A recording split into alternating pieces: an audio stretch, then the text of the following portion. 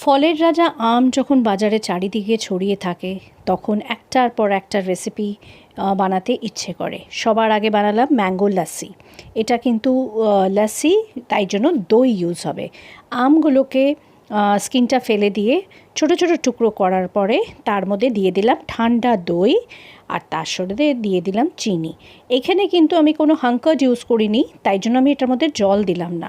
তো সব কিছুই ঠান্ডা ঠান্ডা আছে, এই জন্য কোনো রকম বরফ বা কোনো রকম ঠান্ডা জল ইউজ করিনি।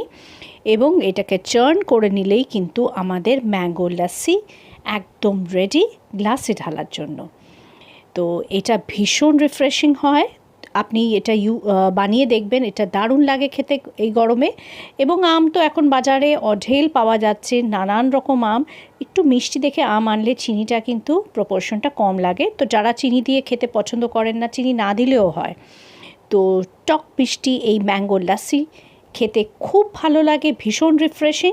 তাই আপনাদের সাথে রেসিপিটা শেয়ার করলাম। একটু ওপর থেকে স্যাফরন দিলাম কালারটাকে ব্রেক করার জন্য, গার্নিশিংয়ের জন্য। তো আমাদের mango lassi ready and served. এবার এটা আমরা খাবো ঠান্ডা ঠান্ডা। চাইলে আপনি এর মধ্যে বরফ দিতে পারেন। চলুন খেয়ে দেখি কেমন হয়েছে। ক্যা বাত, ক্যা বাত।